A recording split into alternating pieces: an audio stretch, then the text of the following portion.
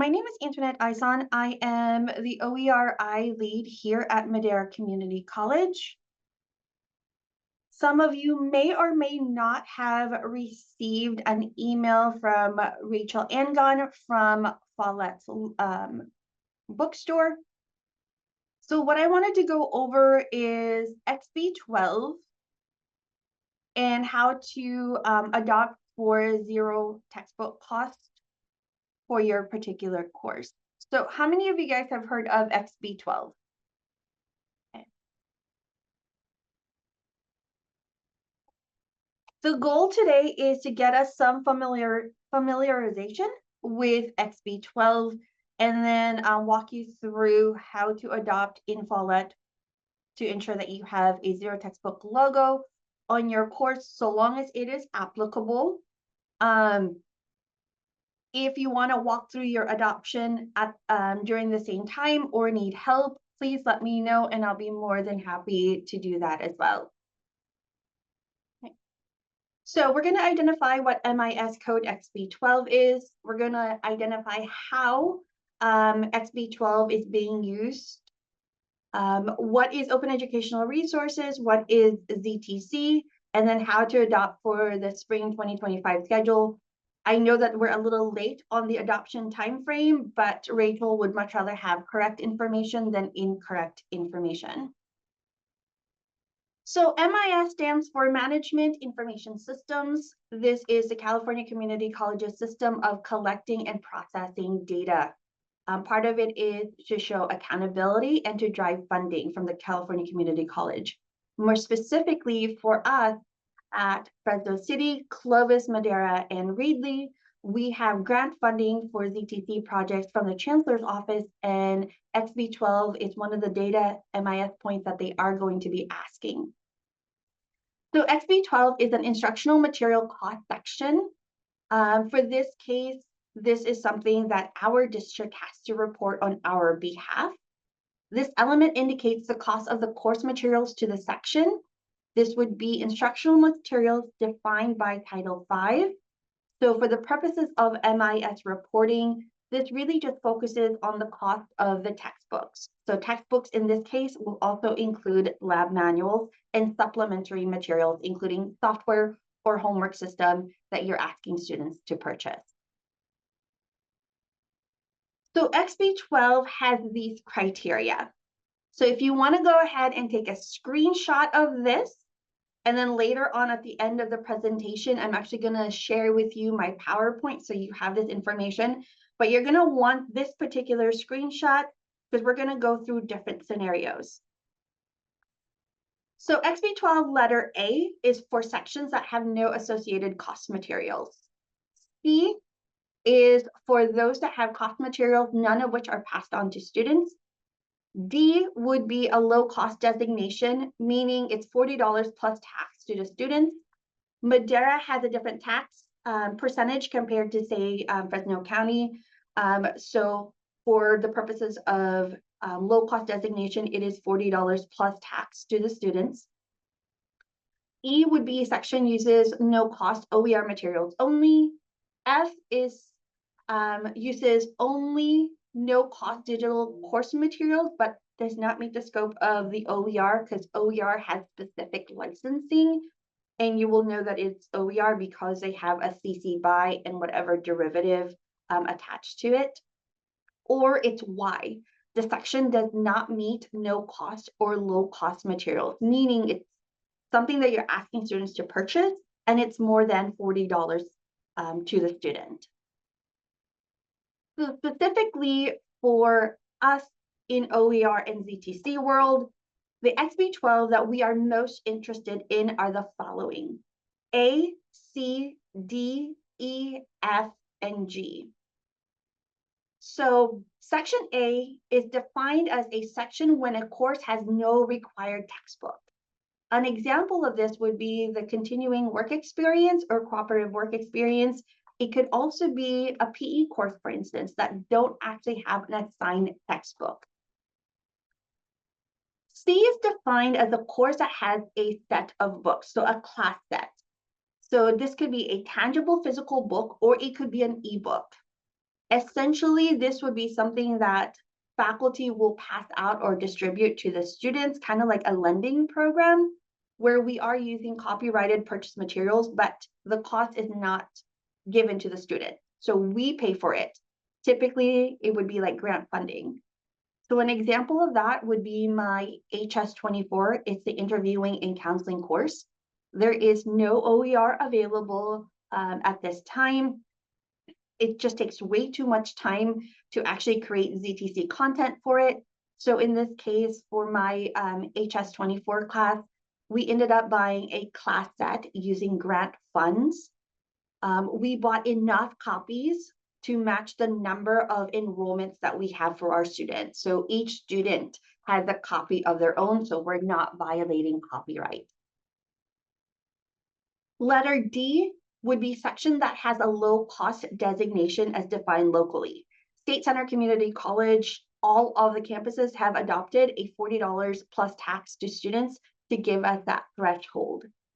An example of this one would be our Phil 1C course. They are using Top Hat. In the Top Hat platform, cost the students $39 plus tax. So in this case, with the adoption, it's going to have the low cost designation. Letter E is when the faculty is using only OER material. So can we ask questions, or do you want us to put it in the chat? Feel free to ask. My question about this $40 or less, is that a brand new book, or does that include the rentals and the used books? So this is actually based on Follett and how they get the product. So if you're working with Rachel and letting them know, hey, can you get the cheapest possible rentals or the cheapest possible books in their system, and it's based on their system. If it charges the student $40 or less, then that will get that designation. Thank you. It's the brand new book price, not the rental or version or used version. On that one, because some of the classes are able to get used textbooks, some are not. The way that Rachel has worked out with me is whatever they're charging the student. If it's less than $40, then that's what they're going to do it. But in all honesty, the book publishers have been purchasing a lot of the older books or older versions. So it forces you to buy a brand new one. So old book prices, like secondhand books, those are really difficult for them to get. I would recommend, if you are using a book from a publisher, like McGraw-Hill, for instance, McGraw-Hill will work with faculty. They have a number of books from across different disciplines that you can get it to the student at cost for $40 or less. So like one of our research methods for psych, we use, my faculty uses a McGraw-Hill behavioral research for social sciences by Cosby and Bates. Normal price with the bells and whistles is $80 with the negotiated rate. But since we were able to strip it down, it's designated as a low cost because it's charging the students $40 plus tax. So some publishers will work with you if you are using a standard textbook to see if they can get you to that low cost threshold. So that's something to consider. McGraw-Hill has been really open at trying to do that. I haven't had any luck with Pearson. Pearson will just do what the heck ever they want to at this point.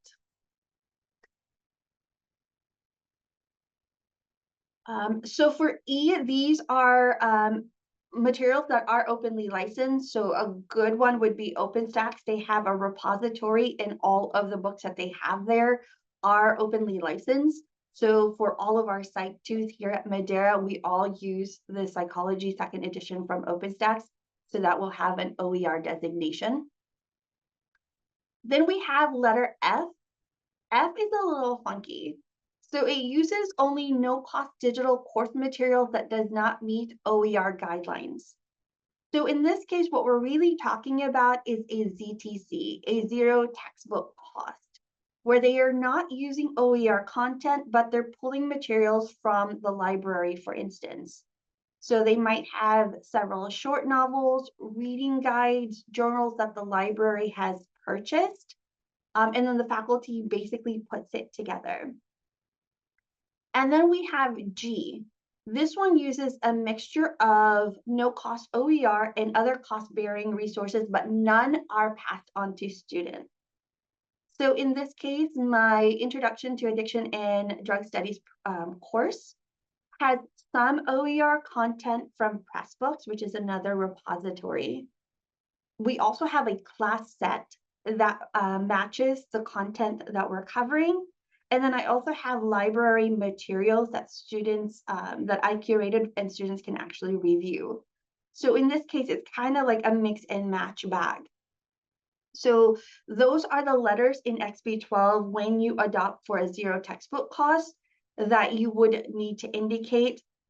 The OERI leads are still figuring out what and how we're going to be reporting that, if we're asking faculty, if Follett's going to be doing it, if the district is going to be doing it. But nonetheless, these are the letters that we have to report for XB-12 definitions. All right, do we want to go ahead and test our knowledge on XB-12?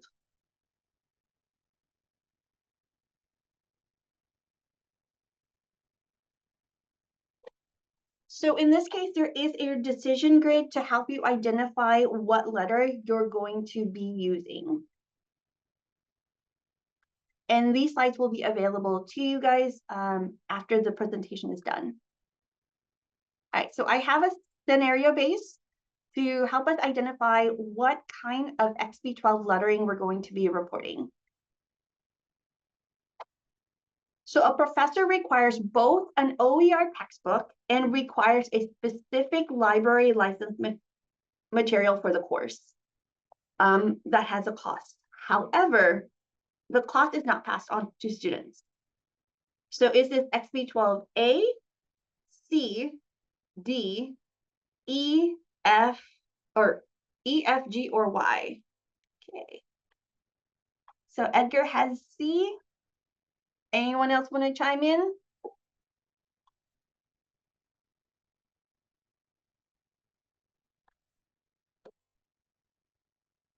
Are we eating our lunch right now?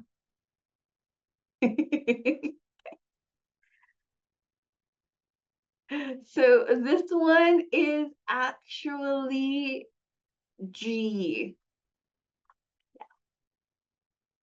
So we have to be really mindful of how we are adopting, because in this case, while we are using an OER, we are also using library content as well, but still free to students, but we are using a cost-bearing resource. All right, next one. No formal textbook is used in the course, but the instructor has compiled multiple free course materials to use in the class, none of which have an OER license. We're talking about XB A, C, D, E, F, G, or Y. Okay. So Kyle has F. Okay.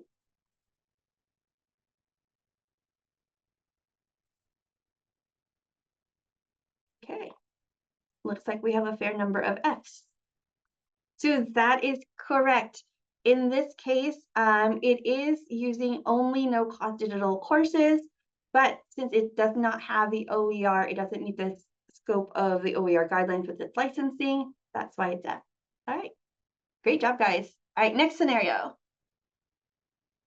A course uses an OER textbook, but there is a required software platform that costs more than the locally determined low cost threshold. So this is above $40 plus tax to students.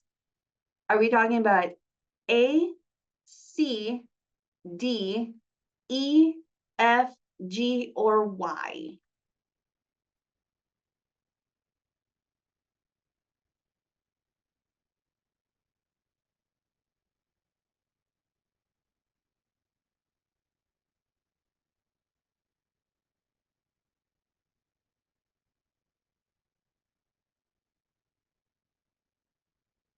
Mario actually has it correct. It is Y. Even though you are using an OER, because you're asking the student to purchase a software platform and it costs more than $40, this is no ZTC. This is not a low cost designation. This will actually be identified as a regular cost course. So that's where we kind of have to be careful when we're looking at products. While we do use OER, if there is supplementary stuff that's like bells and whistles that does a lot of like online interactive, there is an associated cost for that.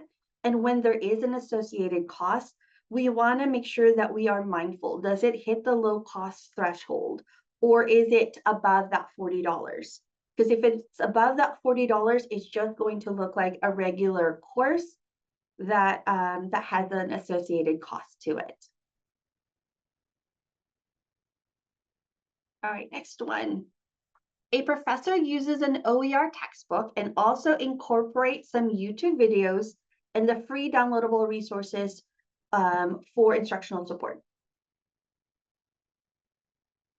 A, C, D, E, F, G, or Y?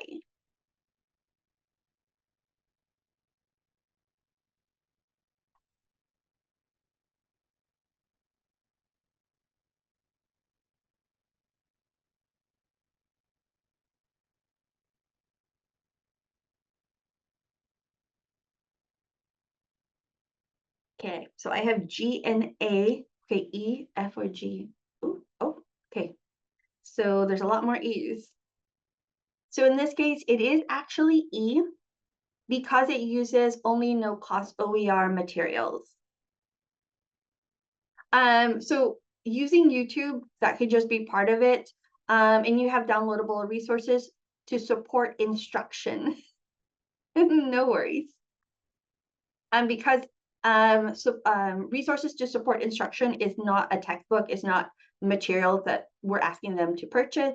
In this case, it's a little bit of a trick because it is just, it is an OER. Next one. An OER textbook is used in a chemistry course, but the instructor also requires students to purchase a lab manual that does not exceed the low-cost threshold determined by the college. So in this case with State Center, it's $40 plus tax to students. Is this A, C, D, E, F, G, or Y? Okay. And the D's have it. This one would be marked as a low cost material because of that lab. Thankfully, the lab manual doesn't cost more than $40 plus tax to students.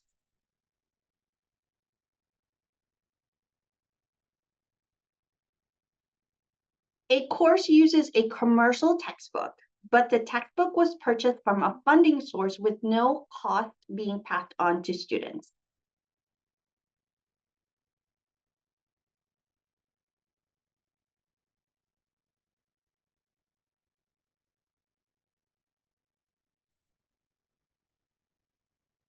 So in this case, it's C. There is an associated cost. However, that cost is not passed on to the students. The cost would be assumed by a grant, for instance. So if you are a CTE program, if your program is eligible for Strong Workforce or Perkins, for instance, and you are using a regular textbook, but you are able to purchase a class set, that might be something to consider if there are no existing OERs or there's no existing ZTC that you could adopt. That might be something to consider. I would highly recommend talking to your area dean to see if there is funding available for you to purchase a class set. You just want to make sure, however the enrollment rate is, you have that many number of books to match the student enrollment. Otherwise, you could be having an issue with copyright violation. So good question. How is that different from G? So section G uses a mixture of no-cost OER and other cost-bearing resources, but they're not passed on to students. So G has both OER components and cost-bearing resources that are not to students. So it's got to have both. Whereas in this case, the scenario only has the commercial use textbook, and the cost is not passed on to the student. It's just that one item. But that's a really good question.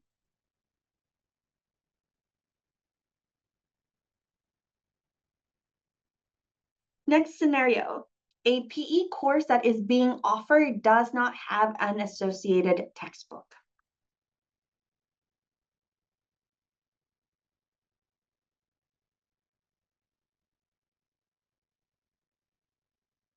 And the A's have it. In this case, the section has no associated cost material. So there's not a textbook that we're having them buy. There's no lab manual, there's nothing. So in that case, that is letter A. Now, when you adopt for it, please make sure that you check. It should still carry a ZTC logo on the schedule. This is something that I personally haven't seen yet, but part of that is I don't know how our PE department is adopting their textbooks. So that's something to look into. If you are a department that does not require a student to buy a textbook, like there's no associated textbook at all, like if you do work experience, for instance, and there is no textbook, when you adopt, please double check self-service 24 hours later after your adoption to see that it has the ZTC logo on it. A psychology course uses UNM, that's University of Minnesota Social Psychology, that is openly licensed, and a link is provided to the student. Also, the faculty gives a student an option to purchase the printed copy through Flatworld. A, C, D, E, F, G, or Y.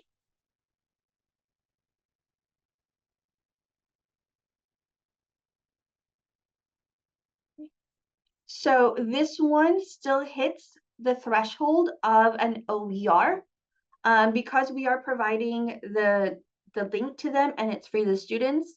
In some cases, we have printed OER. If that is an option, meaning we are not requiring them to purchase that, then it would still be designated as an OER course. If we are requiring them to purchase the copy of the OER textbook, then that becomes either a low-cost designation if it meets the $40 or less, or it becomes just a regular course textbook. So be mindful of that. The idea about open educational resources materials, we are providing them the digital link so they can get access to it for free. And in some cases, like OpenStax, Flatworld, these are some companies that do have printed materials that the students can buy. But if we're giving them an option, it's okay. If we're forcing them, then it is not okay. It's no longer it will no longer have a ZTC marking on it. So be mindful of OERs and those that are printed. If you are a faculty member who is using an OER textbook and there is a printed copy, please let Rachel know that there is a printed copy available, that it's not required for students to purchase. So if you have a student who is in a special program like CalWorks, EOPNS, for instance, if they want a hard, tangible copy of that book, they can get it and their program pays for it, so nothing out of pocket. So just make sure to let Rachel Anga know, she is our Follett purchasing manager for this area, that you are using an OER, but there is printed available, and then she can actually have those aside for students who have like programs or students who ask for it can purchase a hard copy. Yes, LibreText also has printed versions too, but that one they have to go through a specific provider. But yes, if you want printed copies of LibreText for students to purchase, but you're not making them purchase, the bookstore can also help with that.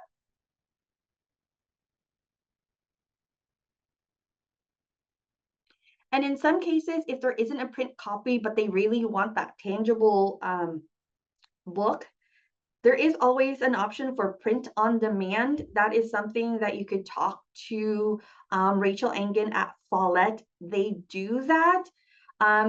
Depending on the licensing, they can print it at cost, and they have a nominal fee attached to it, which is allowable by the law.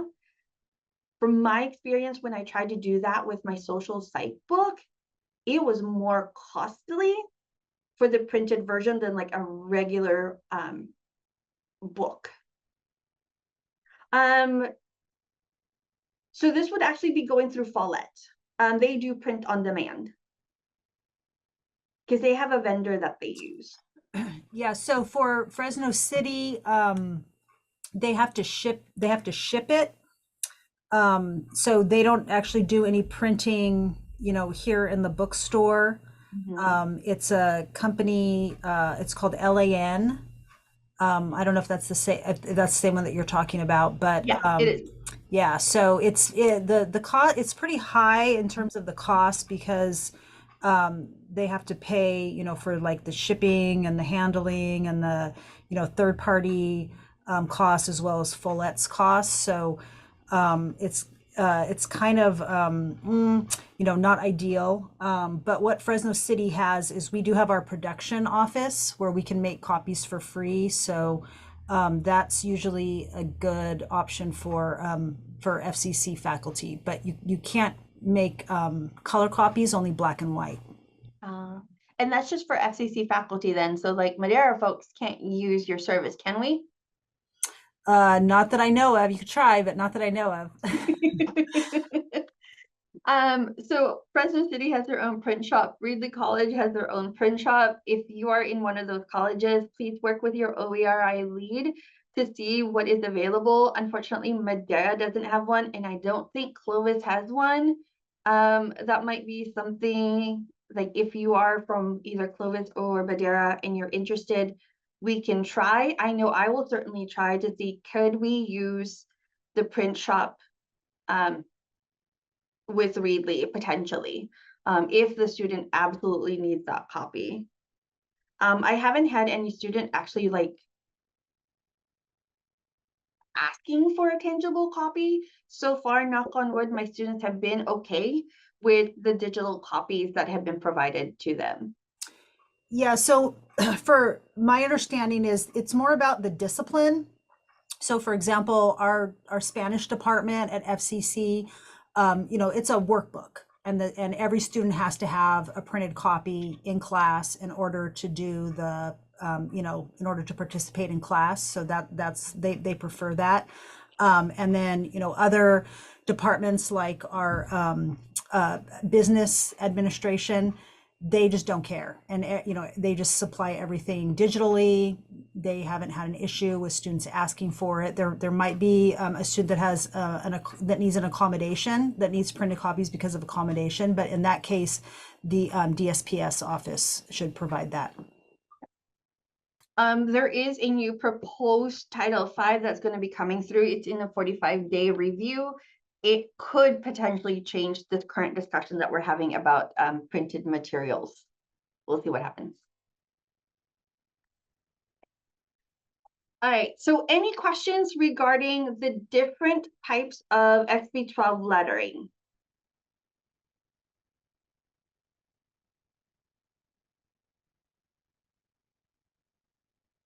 So what I went ahead in the chat, I submitted the link so you can get a copy of this particular PowerPoint. It's got everything so far that we covered.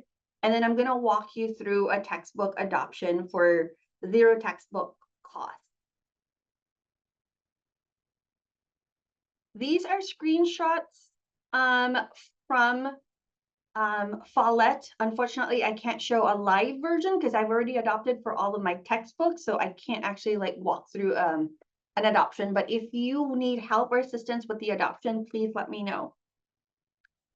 So Follett has an interesting platform in how they are having us adopt for the textbooks. We are very limited in what information we can provide to them. We've been requesting to have specific buttons to meet the XB-12 guidelines, but it's been about 2 years of requesting for it and it hasn't happened. So in Follett, there are 3 distinct sections. The first section is no materials needed. So in this case, this is associated with XB-12. Uses OER material, so it's the OER button. This one will meet letter C. Section had no course material costs, none of which are passed on to students. E, section uses only no cost OER materials.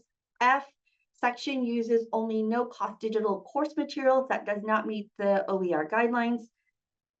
And G, section uses a mix of no cost OER and other cost bearing resources, but no costs are passed on to students. So in that one button that says OER, it encompasses 4 of these letters of XB-12. And then the last section is entering the 13-digit ISBN code for the textbook, and it's based on the price.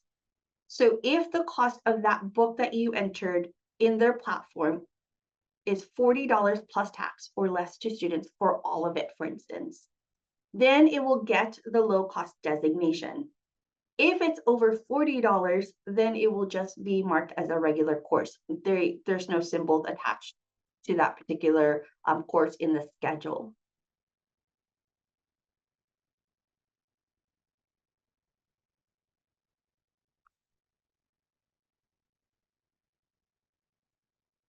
So in terms of the basic adoption, if you are using OER, if you are using ZTC, what you would do is just hit that button that says uses OER materials, and it will meet the scope of those 4 letters that was previously identified. And then you're done. Essentially, what's going to happen is your course in self-service 24 hours later will have the ZTC logo. And when you go back into Follett for the textbook adoption, it will actually identify open educational resources are being used.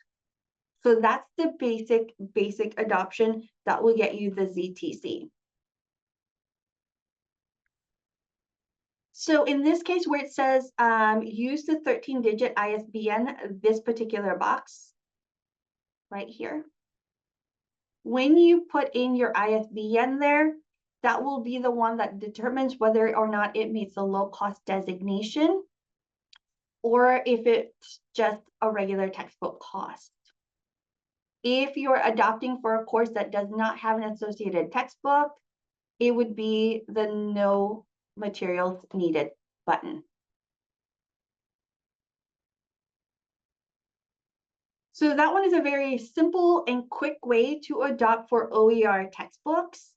Now, if you want to go a little fancy, meaning when the student in Canvas clicks on the Follett icon in Canvas in the global navigations, and then they click on the tile of your class, it will redirect them to the OER that is available online. This is the advanced version. So you have to follow the first steps. You have to adopt it as an OER first. And then once you're done, you're going to click on that particular course. Then you're going to scroll to add content. So you're going to be adding add my content. You're going to provide the URL link. I tried the file uploads. It's such a small size that a regular textbook does not fit that parameter. It was best to just identify the URL. I put a little note on it in case students have a question so they know that it's just a free digital book. Complete this. Once you do this, however, it then forces it to become a required course. So it might not necessarily see that this is an OER. So then after you do that, you have to go back to the course, click on the title of the book. I know it's a bit of a pain. And then once you do that, you can edit and change it from required to recommended, apply changes. And then that will allow for your course to still have the zero textbook logo in the schedule, but it will also allow students, when they click on the wallet icon in Canvas, to be redirected to your textbook that is online, that is free. That is a very long way to do it, but I find that students, the more options I give students to access the textbook, the less confused they are, because they could hit the textbook at 4 different areas in my class.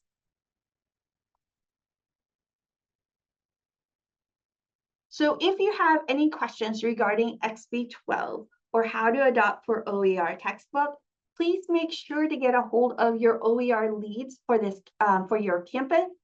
Stephanie is out of Clovis, Sally is out of Fresno, I'm from Madera, and then we have Amanda, who is out of Reedley. The textbook adoptions are across the district the same.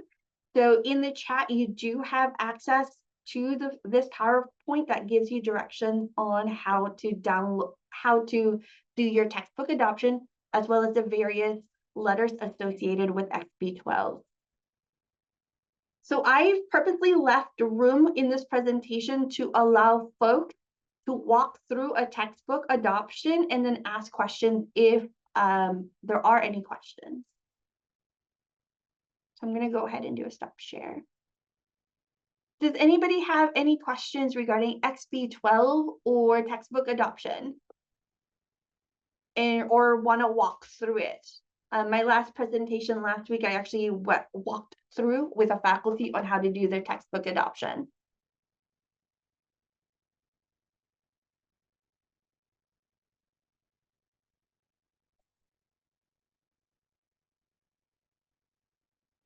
I'm seeing nothing.